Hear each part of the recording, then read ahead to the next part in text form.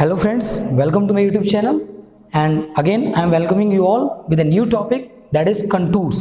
Okay friends, so let's study about the contours. So first of all, let's see what is the definition of contour. Okay, so contour lines, they are the imaginary lines. Imaginary lines, they are not a real lines, so they are imaginary lines joining places which have the same height above mean sea level.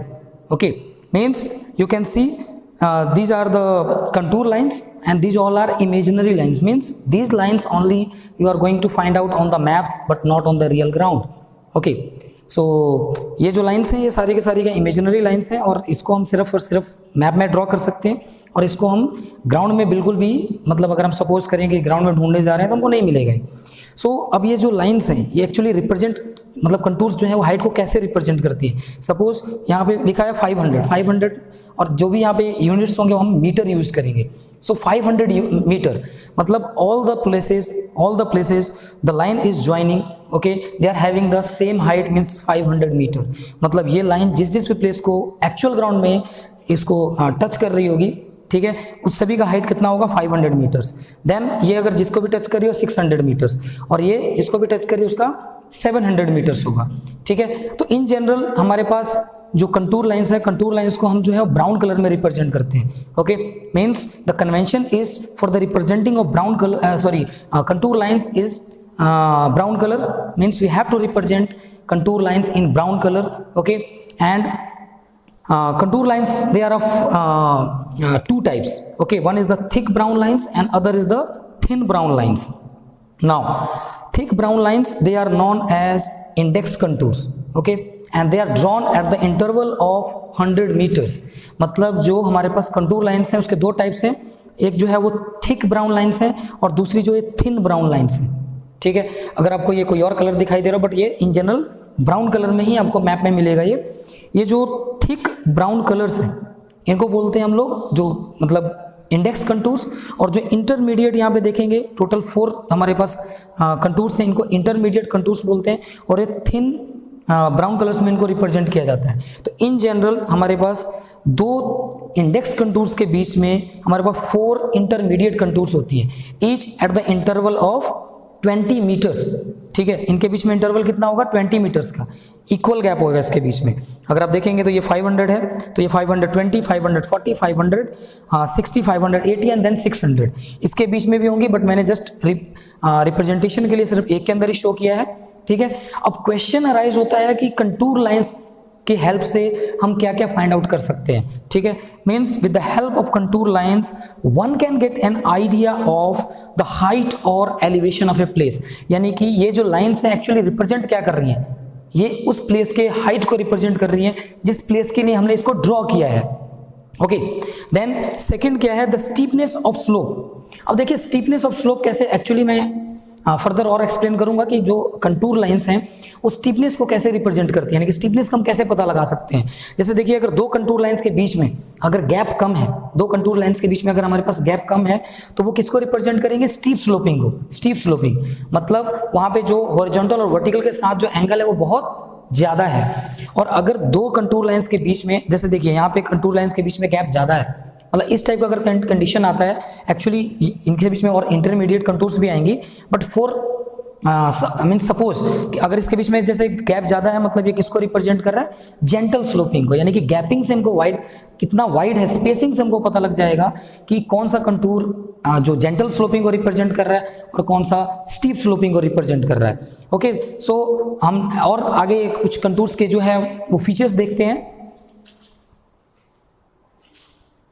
Now what are the features of contours. Okay, means कि हम जो contours के help से क्या क्या चीज़ें find out करना चाहते हैं या क्या क्या हम फाइंड आउट कर सकते हैं। ठीक है, so first of all contour interval. ठीक है, मतलब इनको कह सकते हैं कि ये जो चीज़ें हैं, यानी कि जो ये सब फीचर्स हैं, either contour interval, then vertical interval और हॉरिजॉन्टल इक्विवेलेंट और ग्रेडियंट। ठीक है, ये सब हम कैसे फाइंड आउट कर सकते हैं, with the help of contour. तो लेट्स सी कि what is contour interval. Now friends be careful. Okay, so contour interval और वर्टिकल इंटरवल में एक मेजर डिफरेंस है। यहाँ पे स्टूडेंट्स बहुत कंफ्यूज होते हैं। ठीक है। तो इसी वजह से मैं चाहता हूं कि आप इसको जरा ध्यान से देखें और बीच में स्किप ना करें कुछ भी, ठीक है ना। What is the definition? It is the definition of contour interval. It is the difference in height between two consecutive contours. ये जो फ्रेंड्स, जो ये कंजेकेटिव वर्ड है, कंजुकेटिव, ये वर्ड जो है वो की वर्ड है। कंजुकेटिव मतलब होता है लगातार, ठीक है। अब देखिए जैसे कि ये है 500, मैंने क्या बोला कि इसका जो इन जनरली गैप कितना है, 20-20 का है, ठीक। कैसे पता लगा मुझे? क्योंकि इसके बीच में 1 2 3 4 5 गैप्स हैं और गैप टोटल कितना है, 100 मीटर का। मतलब ये 20-20 के इंटरवल पे एक एक है, ठीक है। तो इन जनरल ये जो अगर होगा, ये होगा हमारा 520, ये होगा 540, ये होगा 560, 580। मतलब कंजेकेटिव मतलब लगातार, दो लगातार कंटूर्स के बीच में गैप कितना है, 20 मीटर्स। यानी कि इन जनरली अगर मेरे को इसका कंटूर इंटरवल लिखना होगा तो कितना आएगा, 20 मीटर्स। और हम लोग जो भी टोपोशीट यूज करते हैं, ठीक है, जो भी हमारा टोपोशीट है उसके अंदर जो कंटूर इंटरवल है वो 20 मीटर्स ही होता है। टोपोशीट में अगर नीचे की तरफ देखेंगे तो वहाँ लिखा रहता है, ठीक है, वहाँ लिखा रहता है कि 20 मीटर्स कंटूर इंटरवल है। तो दिमाग में पहले रख लेना है कि हाँ 20 मीटर्स ही होगा, जो भी हमको टोपोशीट दिया जाता है उसमें 20 मीटर कंटूर इंटरवल होता है। अगर सपोज हम इन दोनों के बीच में बात करेंगे तो कंटूर इंटरवल 100 है, बट इन जनरल क्योंकि हमने यहाँ पे इंटरमीडिएट कंटूर्स के साथ ड्रॉ किया है, मीन्स कंटूर इंटरवल इसका 20 मीटर ही होगा। Now what is vertical interval? अब यहाँ पे थोड़ा ध्यान देना है। It is the vertical distance between any two contours.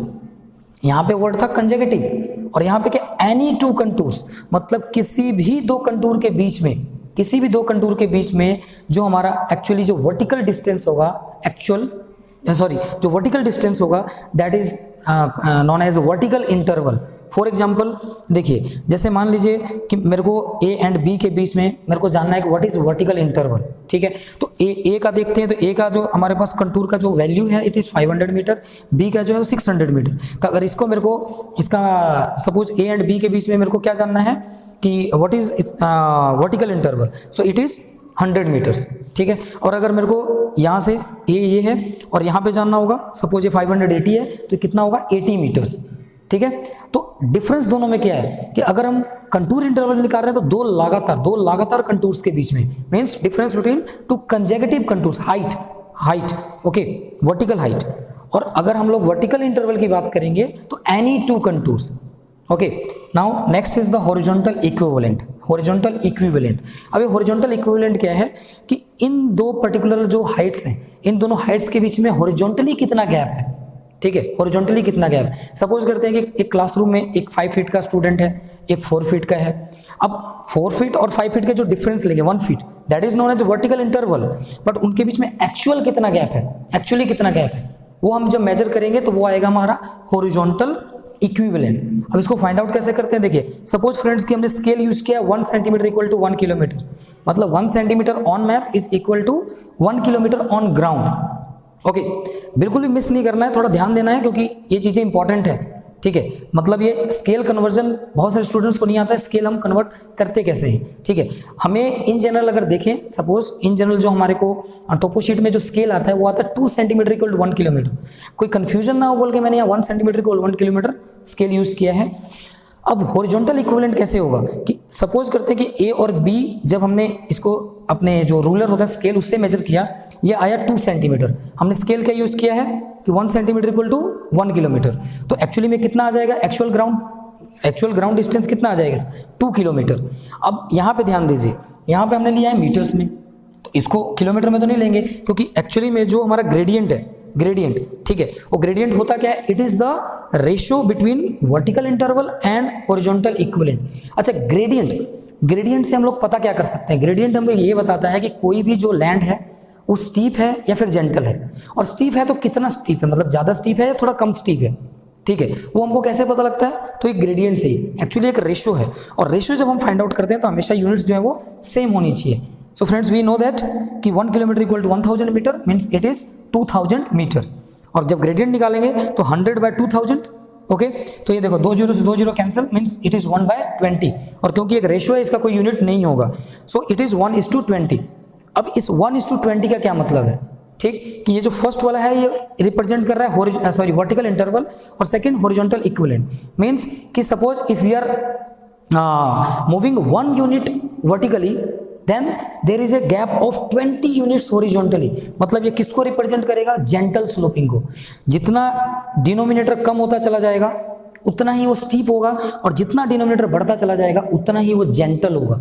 मतलब कि एक यूनिट वर्टिकल, अगर हम वर्टिकली, जैसे एक यूनिट में अगर वर्टिकली जा रहा हूं और इसके अकॉर्डिंग देखूं तो इसके 20 टाइम्स मैं हॉरिजॉन्टली जा रहा हूं, तो आप देखिए कितना जेंटल होगा, कितना जेंटल। और अगर सपोज 1:5 है, यानी कि मैं ये 1 यूनिट जा रहा हूं और सिर्फ 5 यूनिट ही मैं क्या कर रहा हूं, वर्टिकल हॉरिजॉन्टली मूव कर रहा हूं, ठीक। तो ये ऑलमोस्ट अगर देखेंगे तो इसके मुकाबले में ये वाला ज्यादा हमारा स्टीप। स्टीप का मतलब क्या, देखिए ये स्टीप कैसे करेंगे, तो ये जो हमारे पास ऐसे है और इसके साथ अगर ये है तो ये जो स्लोपिंग है ये स्टीप है, और इसी को थोड़ा और मैं फ्लैट कर दूं तो यही जेंटल हो गया। मतलब हॉरिजॉन्टल के साथ इसका देखिए एंगल बहुत कम है, और जैसे जैसे हम इसको ये वर्टिकल के क्लोज लेते जाएंगे वैसे ही क्या हो जाएगा, ये स्टीप होता चला जाएगा। तो फ्रेंड्स मैं उम्मीद करता हूं कि आपको ये contour interval, vertical interval, horizontal equivalent as well as gradient समझ में आया होगा, क्योंकि ये सबसे इंपॉर्टेंट है, ठीक। इंपॉर्टेंट इन जनरली क्या होता है कि देखिए अब स्केल कन्वर्जन है, स्केल कन्वर्जन में आपको पता होना चाहिए कि एक्चुअली मैप डिस्टेंस और ग्राउंड डिस्टेंस कितना है, उसके अकॉर्डिंग आपका एक्चुअल डिस्टेंस कितना आएगा वो हम फाइंड आउट कर सकते हैं, ठीक है। तो इसके बाद हम जो है वो डिफरेंट जो कंटूर्स जो डायग्राम्स हैं, ठीक है, कि कैसे हम कंटूर्स को, डायग्राम्स को देख के, क्योंकि जब मैंने आपको बताया था कि with the help of contour diagrams हम क्या क्या फाइंड आउट कर सकते हैं, तो उसमें मैंने एक लास्ट में बताया था कि the shape of the land. तो कंटूर्स डायग्राम को देख के हम कैसे लैंड के शेप को पता लगाएंगे, तो वो मैं अब नेक्स्ट आपको कुछ डायग्राम्स यहाँ बनाऊंगा मैं, और उसके थ्रू मैं आपको बताऊंगा कि कैसे आप जो है वो with the help of contours आप जो है वो डायग्राम्स को आइडेंटिफाई कर सकते हैं, ठीक है। So friends, before studying about the some common diagrams of contours, let me tell you some principles of contours. Okay, मतलब कुछ हमारे पास प्रिंसिपल्स होती हैं कंटूर्स की जिसको हमको ध्यान रखना होता है, ठीक है। तो मैं पहले प्रिंसिपल्स बताता हूँ, उसके बाद हम कुछ कंटूर डायग्राम्स के बारे में स्टडी करेंगे, ठीक है। तो जो फर्स्ट प्रिंसिपल है वो कंटूर्स का डेफिनेशन है कि they are the lines joining the places which are having the means they are the imaginary lines joining the places which are having the same height above mean sea level. Then जो second जो principle है कि जो contour lines हैं they are never broken. Okay, कभी भी आप contour lines को broken नहीं देखेंगे। अगर suppose मैप के अंदर भी देखेंगे तो मैप में भी जो कंटूर लाइंस हैं वो एक बार एक साइड से स्टार्ट होंगी तो दूसरी साइड एंड होना चाहिए। मतलब कंटूर्स कभी भी ये नहीं है कि ये यहाँ से स्टार्ट हुई और यहीं पे खत्म हो जाएगी, नहीं। कंटूर अगर मैप में एक साइड से स्टार्ट हुए तो दूसरी साइड तक जाना चाहिए। या देखिए ये भी यहाँ से स्टार्ट हुई तो यहाँ तक, ये जो भी मैंने कंटूर्स ऑलमोस्ट ड्रॉ किए सबके सब closes, they are closes at itself और they and starts from one end of the map and ends at the other. मतलब एक साइड से स्टार्ट होंगे दूसरी साइड तक जाएंगी, ठीक है। देन जो स्पेसिंग है कंटूर्स का वो नेचर बताता है स्लोप का, ठीक है। The spacing of the contours tells about the nature of the slope. कैसे कि अगर मतलब वाइडली स्पेसिंग है, जैसे देखिए इसके अंदर जैसे वाइडली स्पेसिंग है, ठीक, तो अगर ये वाइडली स्पेसिंग है मीन्स ये जेंटल स्लोपिंग को रिप्रेजेंट कर रहा है। ये अगर क्लोजली स्पेस है मतलब ये स्टीप स्लोपिंग को रिप्रेजेंट कर रहा है, ठीक है। Then contours of different heights they never intersect each other means they never cross each other. Okay, they never cross each other मतलब कि सपोज जैसे हम बात करें कि किसी को भी ले लेते हैं, जैसे ये हमारे पास 400 का है तो ये 500 वाले को इंटरसेक्ट यानी कि इसको क्रॉस नहीं करेगा। सपोज अगर हम एग्जांपल लें कि एक हमारे पास ये 400 का लाइन है और दूसरा ये हमारे पास 500 की लाइन है, ये अगर इसने इसको क्रॉस किया मतलब इस पॉइंट पे और इस पॉइंट पे हम कितनी हाइट बताएंगे, 400 बोलेंगे कि 500? That is not possible. Means कि ये जो है वो रॉन्ग है।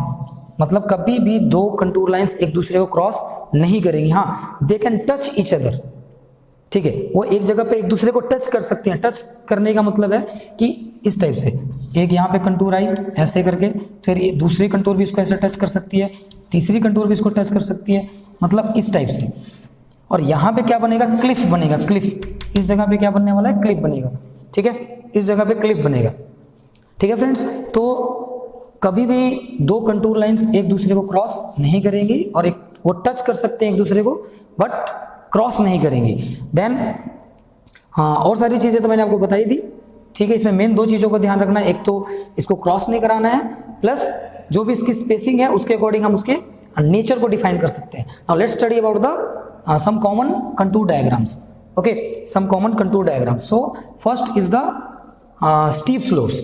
So यहाँ पे आप देख सकते हैं कि जो स्पेसिंग है वो बहुत कम है, 100, 200, 300, 400, 500, इनके बीच में स्पेसिंग बहुत कम है. स्पेसिंग अगर कम है इसका मतलब ये स्टीप स्लोपिंग को रिप्रेजेंट कर रहा है. मतलब अगर इसको हम सपोज इसका ग्राउंड पे ऐसे रिप्रेजेंटेशन करेंगे, ठीक है, तो काइंड ऑफ मतलब ऐसा हो सकता है और भी स्टीप हो सकता है, ठीक है. और ये जो है वो जेंटल है. जेंटल कैसे होगा कि ये इस टाइप से ऐसे करके, ये और थोड़ा, ये तो और अभी भी स्टीप ही है, इसको अगर हम करेंगे तो ये ऐसे हो सकता है इस टाइप से. मतलब ये जेंटल स्लोपिंग हो, क्योंकि स्पेसिंग देखेंगे इसके बीच में ज़्यादा है, मतलब ये जेंटल स्लोपिंग है. कॉनिकल हिल को कैसे आइडेंटिफाई करते हैं कि almost circular contours, okay, and equi distance from all the sides almost, क्योंकि ये एक नेचुरल फीचर है. और ऑब्वियसली अगर हम हिल की बात करें या माउंटेन्स की बात करें, ऑलमोस्ट तो सर्कुलर, तो मतलब पूरा कंप्लीटली सर्कुलर तो पॉसिबल नहीं है. तो इस टाइप से अगर आपको कंटूर डायग्राम्स मिलते हैं तो किसको रिप्रेजेंट कर रहा है? कॉनिकल हिल को. और ये किसका रिप्रेजेंटेशन है? रिज का. इसमें देखेंगे तो इसमें नंबर ऑफ समिट्स है. नंबर ऑफ समिट्स मतलब नंबर ऑफ पीक्स इसके अंदर ज़्यादा है, ठीक है. तो इस टाइप से अगर आपको कंटूर्स दिखाई देंगे तो आप उसको क्या बोलेंगे? ये रिज को रिप्रेजेंट कर रहा है, ठीक है. देन नंबर 5 प्लेट्यू, ठीक है. Plateau is also known as table land, क्योंकि इसका जो इन जनरल जो टॉप पार्ट रहता है वो फ्लैट होता है और जो बाकी साइड्स होती है वो स्टीप स्लोपिंग होती है. इसमें देख सकते हैं कंटूर्स जो हैं, okay, they are very closely spaced, means they are representing steep sloping. Okay, so they are representing steep sloping. और इसका टॉप पार्ट देखिए पूरा फ्लैट है और सराउंडिंग से काफी हाइट में है, ठीक है. तो ये क्या रिप्रेजेंट कर रहा है? इस टाइप के कंटूर्स किसको रिप्रेजेंट करते हैं? वो रिप्रेजेंट करते हैं प्लेट्यू को. देन कोल कैसे होगा कि देखिए इधर भी हमारे पास एक पीक है, इधर भी एक पीक है और इसके बीच में ये गैप है, एक मतलब एक स्पेस है, ठीक. और ये होता है हमारे हमेशा शैलो डेप्थ पे होगा. एंड इट कनेक्ट्स 2 पीक्स, ये 2 पीक्स को कनेक्ट करेगा, ठीक है. इसी के बीच में हमारे पास एक सैडल भी आता है, ठीक है, कोल एंड सैडल. अगर यही जो हमारे पास जो गैपिंग है थोड़ी और कम हो जाएगी तो उसको सैडल बोल देंगे. और अगर ये जो डेप्थ है, ऑब्वियसली इसका हम प्रोफाइल ड्रॉ करेंगे. क्या ड्रॉ करेंगे? प्रोफाइल, ठीक है, क्योंकि अभी प्रोफाइल आपके सिलेबस का पार्ट नहीं, इसलिए नहीं बता रहा हूं. तो अगर प्रोफाइल ड्रॉ करेंगे, अगर हमारे पास ये जो डेप्थ है और वो ज़्यादा है, ठीक है, तो उसको बोल देंगे हम लोग गैप. और अगर वो गैप जो स्पेसिंग उसका अगर ज़्यादा हो जाएगा तो उसको बोल देंगे पास, ठीक है. अनदर 2 इंपॉर्टेंट कंटूर डायग्राम्स जिसमें बहुत सारे स्टूडेंट्स को कंफ्यूजन रहता है. तो ये देखिए उल्टे टाइप के यहाँ पे 2 हमने कंटूर डायग्राम्स ड्रॉ किए हुए हैं. ये है जो वी शेप्ड वैल्यू को रिप्रेजेंट कर रहा है, मतलब ये रिजेंबल करता है इन्वर्टेड वी, उल्टा वी को ये रिप्रेजेंट करता है, उल्टा वी. और इसमें कंटूर्स देखेंगे तो ये इन्वर्ट, यहाँ से देखिए 900, 1000, 1100, 1200. तो ये जो कंटूर्स की स्पेसिंग है वो बहुत कम है. इसमें कंटूर्स की स्पेसिंग इससे ज़्यादा होगी और ये इन्वर्टेड यू को रिप्रेजेंट करता है. तो फ्रेंड्स, मैं उम्मीद करता हूँ कि जो भी मैंने ये डायग्राम्स आपको कंटूर डायग्राम्स एक्सप्लेन किए हैं, मैंने कोशिश की अच्छे से इसको ड्रॉ करने के लिए, प्लस मैंने इसमें तो आपको प्रिंसिपल्स भी बताए, तो आपको अच्छे से समझ में आया होगा. और नहीं कुछ डाउट्स होंगे तो you can ask me in comment section. Next मैं आपको बताने वाला हूँ कि कैसे हम लोग जो डिफरेंट हाइट्स हैं जो कंटूर मतलब कंटूर डायग्राम्स में या फिर इन जनरली टोपो शीट में कैसे हम स्पॉट हाइट, ट्रायंगुलेटेड हाइट और इवन बेंच मार्क्स वो कैसे हम उसको आइडेंटिफाई करते हैं. तो उसके अकॉर्डिंग हमारे पास कुछ नोटेशंस हैं और इवन रिलेटिव हाइट का मीनिंग क्या है, ठीक है. तो ये सारी जो टॉपिक्स हैं आपके लिए बहुत ज़्यादा इंपॉर्टेंट है, ठीक है. So in the last, let me tell you a few important terms which is related to height and which is important for you. Okay, why these are important? Because you are going to find out these terms, means these symbols, not exactly these terms, these symbols on your topo sheet. Okay, and these are very important for you. क्योंकि ये जो चीज़ें ट्रायंगुलेटेड height, चाहे spot height हो, चाहे bench mark, even relative height, ठीक है, ये सब के सब आपको टोपो शीट में विद सिंबल मिलेंगे, इनका नाम नहीं होगा. तो अगर आपको इसका मीनिंग नहीं पता होगा, जैसे क्वेश्चन में आएगा कि find out the 4 figure grid reference of triangulated height 340. अब आपको पता ही नहीं ट्रायंगुलेटेड हाइट को रिप्रेजेंट कैसे करते हैं, तो 4 फिगर निकालेंगे कैसे या 6 फिगर कैसे निकालेंगे. तो उसके लिए आपको पता होना चाहिए कि किसको हम ट्रायंगुलेटेड हाइट बोलते हैं, कैसे रिप्रेजेंट करते हैं, किसको स्पॉट हाइट बोलते हैं, कैसे रिप्रेजेंट करते हैं, किसको बेंच मार्क बोलते हैं और उसको कैसे रिप्रेजेंट करते हैं, और रिलेटिव हाइट एक्चुअली होता क्या है, ठीक है. So first let's see the triangulated height. okay, so ये जो हाइट होता है, ठीक है, ये एक्चुअली जो है वो एक्यूरेटली सर्वे किया जाता है इसको, ठीक. अब देखिए मान लीजिए हमको अगर किसी हाई माउंटेन पीक का अगर मेरे को हाइट निकालना है, ठीक, तो क्या मैं उसको इंची टेप लेके निकालूंगा? प्रैक्टिकल तो ये पॉसिबल ही नहीं है कि हम उसमें टेप लें या फिर उसको किसी तरीके से फीता वगैरह लगा के या रस्सी लगा के माप रहे हैं, नहीं, that is practically not possible. Okay, so हम क्या करेंगे उसमें, ट्रायंगुलेटेड, यानी कि हम लोग इन जनरली ट्रिग्नोमेट्री को यूज करते हैं, ट्रायंगल वाला मेथड यूज करते हैं, and that is known as triangulation method. Okay, और इन जनरली हम उसको with triangle then followed by a number. अब वो नंबर कौन सा होगा, ये एग्जांपल के लिए यहाँ 340 है, जो भी सर्वे करने के बाद 500, 600, 700, 1000 जो भी आएगा उसको हम लिखेंगे, और यहाँ पे हम यूनिट्स यूज नहीं करते हैं, हमेशा याद रखिए जो भी ये लिखे हैं सब मीटर्स के अंदर है। सेकंड के स्पॉट हाइट। अब देखिए स्पॉट हाइट आपको सिर्फ और सिर्फ टोपोग्राफिकल मैप यानी किसी मैप में मिलेगा, बट ये एक्चुअल ग्राउंड में अगर इसको ढूंढने जाएंगे तो वो नहीं मिलेगा, क्योंकि एक्चुअल ग्राउंड में इसके लिए कोई भी मतलब हम लोग एविडेंस या कोई निशान नहीं देते हैं। ठीक है, सो it is the height of the point on the ground above the mean sea level. Now it is represented by a dot followed by a number और a number followed by a dot, ऐसे दोनों में मिले आप समझ जाइए वो एक स्पॉट हाइट है। तो क्वेश्चन में अगर स्पॉट हाइट लिखा है तो ऐसा कुछ भी ढूंढिए जहाँ पे, और ये ब्लैक कलर में, ये भी ब्लैक कलर के अंदर रहेगा, ये भी ब्लैक कलर और ये भी ब्लैक कलर के अंदर, क्योंकि मैंने बताया था जो कंटूर लाइन्स होती हैं या कंटूर्स की जो नंबरिंग्स होती हैं वो हमेशा ब्राउन कलर में होती है। यही एक कह सकते हैं कि हमारे पास डिफरेंस है जिससे हम इजिली आइडेंटिफाई कर सकते हैं। थर्ड हमारे पास है बेंच मार्क्स। ठीक है, बेंच मार्क्स।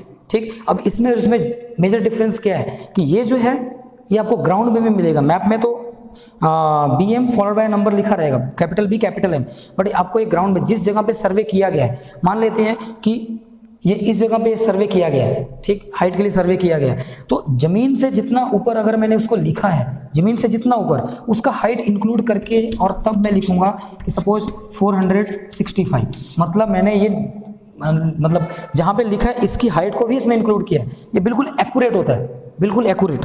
ठीक, और ये मैप में एज वेल एज ग्राउंड दोनों जगह हमको देखने को मिलता है। ठीक, तो ये वाला मतलब ऑब्वियसली ये एक्यूरेट सर्वे के बाद वहाँ पे कोई बिल्डिंग या कोई स्टोन जिसके ऊपर एस्ट का मतलब होता है उसके ऊपर लिखा गया होता है, और वहाँ पे लिखा रहेगा BM 500, BM 400, BM 465 like that. Now next important thing is the relative height. Relative height क्या है, it is represented by letter R, और जनरली हम लोग क्या करते हैं कि difference in maximum and minimum height को रिप्रेजेंट करने के लिए हम लोग रिलेटिव हाइट यूज करते हैं। फॉर एग्जांपल जैसे क्लासरूम में हमारे पास 2 स्टूडेंट हैं, एक की हाइट मान लीजिए 6 फीट है, दूसरी की हाइट 5 फीट है। ठीक है, तो हमने क्या बोला कि सपोज कि one is taller than other by 1 feet और one is suppose shorter than other by 1 feet. वो क्या हो गया, टॉलर और शॉर्टर किसके लिए, और रिलेटिव हाइट को हम रिप्रेजेंट कर रहे हैं स्टूडेंट्स की। यहाँ पे भी वही चीज है, सपोज ये 3R डॉट और डॉट 3R लिखा हुआ है, इसका मतलब क्या है कि that particular place is higher by 3 metre then its natural height, surrounding natural height. जहाँ पे भी लिखा है, जैसे मान लीजिए कि यहाँ पे लिखा है डॉट 3R, यहाँ पे लिखा है डॉट 4R, यहाँ पे लिखा है डॉट 5R, मतलब ये प्लेस अपने सराउंडिंग हाइट से 3 मीटर ऊपर है, ये 4 मीटर ऊपर है और ये 5 मीटर ऊपर है। और अगर सपोज किसी वेल के अंदर मान लीजिए कि कोई वेल का सिंबल, जैसे वेल का सिंबल ऐसे गोल रहता है, ठीक, इस वेल के सिंबल के अंदर अगर यहाँ पे 4 मीटर लिखा हुआ है ऐसे डॉट 4 मीटर, मतलब क्या है, इस वेल की जो डेप्थ है, ठीक है, उस सराउंडिंग जो उसका नेचुरल हाइट से उससे 4 मीटर डेप्थ में है, डेप्थ में। और यही अगर ये बाहर की तरफ लिखा हुआ है, बाहर की तरफ, ठीक है, दैट मीन्स कि उसके एम्बैंकमेंट, सराउंडिंग में जो एम्बैंकमेंट होता है उसकी हाइट को ये रिप्रेजेंट कर रहा है। और रिवर्स के अलाउंग अगर जैसे मान लीजिए कोई ऐसे ऐसे रिवर है, ठीक है, और ये अपने कोई कोर्स को फॉलो कर रही है, यहाँ पे 4R लिखा है, यहाँ पे डॉट सपोज 5R लिखा है, तो मतलब क्या है कि रिवर का फ्लो डायरेक्शन क्या होगा, रिवर का फ्लो डायरेक्शन, क्योंकि रिवर हमेशा ही अपर जो हमारा हाई जो मतलब हिल होता है, यानी कि हाई पॉइंट से लो पॉइंट की तरफ फ्लो करती है, मतलब वो 5R से 4R की तरफ फ्लो कर रही है। मतलब रिलेटिव हाइट हमारे लिए बहुत ही ज़्यादा इंपॉर्टेंट है। मतलब किसी प्लेस का मतलब चाहे वो एम्बैंकमेंट का हाइट हो, चाहे वो किसी वेल का डेप्थ हो, या इवन कहीं भी डेप्थ या हाइट, और इवन जो रिवर का कोर्स हो, वो सब फाइंड आउट करने के लिए हमको इंपॉर्टेंट है। तो फ्रेंड्स, मैं उम्मीद करता हूँ कि ये जो कंटूर्स के रिलेटेड जो मैंने डायग्राम जो वीडियो बनाया है, इसमें आपको बहुत मतलब एक कह सकते हैं मीनिंगफुल इन्फॉर्मेशन मिली होगी, बहुत इंपॉर्टेंट इन्फॉर्मेशन मिली होगी। इससे को देख के आप जो है वो मतलब बहुत ज़्यादा अपने लिए बेनिफिट उठाएंगे, प्लस इसको अपने फ्रेंड्स के बीच में भी सर्कुलेट करेंगे। इससे क्या होगा कि आपके फ्रेंड्स को भी बेनिफिट होगा, और मेरा जो पर्टिकुलरली जो चैनल है उसका मतलब ऑब्वियसली रीच बढ़ेगा। मैं कोशिश करूंगा जितना आप सपोर्ट करेंगे तो और अच्छा सा वीडियो बनाने की कोशिश करूंगा मैं। तो फ्रेंड्स, उम्मीद करता हूं कि ये जितने भी टॉपिक्स चाहे वो कंटूर्स के डेफिनेशन से लेके उसके डायग्राम्स प्लस ये जो ऑल टर्म्स हैं ये सारे आपको अच्छे लगे होंगे। तो friends see you in the next video. Okay, till then thank you for watching my video.